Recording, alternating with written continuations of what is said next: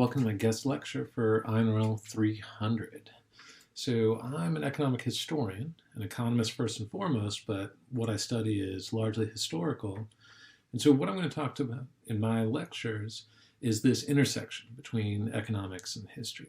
And I think there's no better way to start than by thinking about where this intersection really sits relative to the vast world of academia. So what you've got on this first slide is something we call a scientogram. And what it does is it maps out the relationships between different disciplines and academics on the basis of who cites who. So if you cite papers in another discipline, you get links on this map.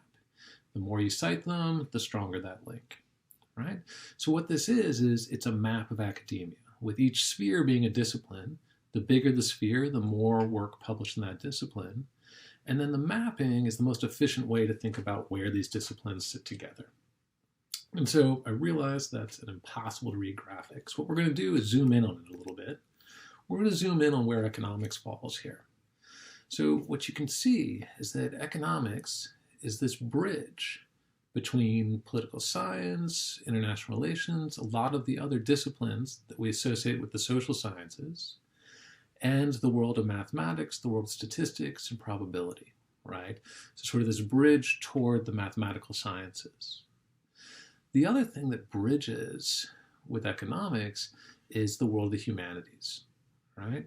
So if you think about the other major component of INRL, it's history, right? That's the non-social sciences component. And the link between economics and history, right, is going to be economic history, sitting between the two.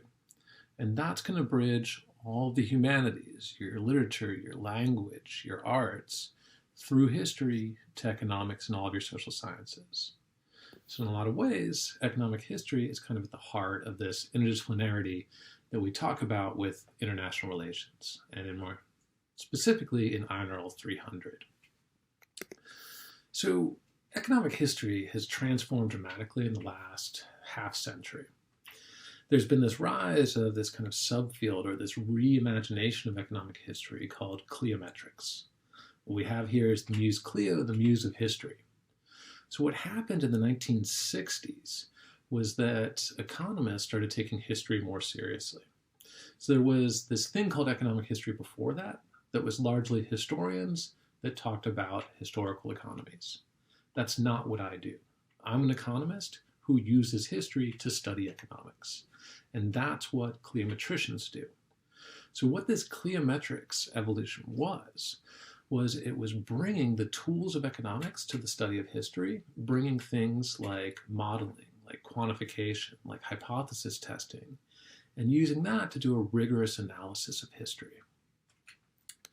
So this movement was not without its detractors, particularly on the humanities side of that scientogram that I showed you before. So in particular, here we have the President of the American Historical Association. So think of this as kind of the top job in history academics. At their annual conference, he's giving his keynote address, and he's responding to this rise of cliometrics, this rise of quantification, of hypothesis testing, of formal modeling, all the things that economists love dearly. And so his take on this is that the finest historians will not be those who succumb to the dehumanizing methods of the social sciences, nor will the historian worship at the shrine of quantification. Now, there's some choice words that are omitted with those ellipses, so that can be a little homework project if you'd like to put those back in. They didn't seem proper for a slide, so leave that to you. So what I want to talk about first in the next video is, what do economists think they can bring to history? What do economic historians think they're adding to our understanding of history? So that's going to be our next video. The video after that one is going to go in the other direction, right? We're going to try to be a little bit more humble as economists and say that we have a lot to learn from other disciplines. So what is it that history can add to economics in the view of economic historians? All right, so things to look forward to.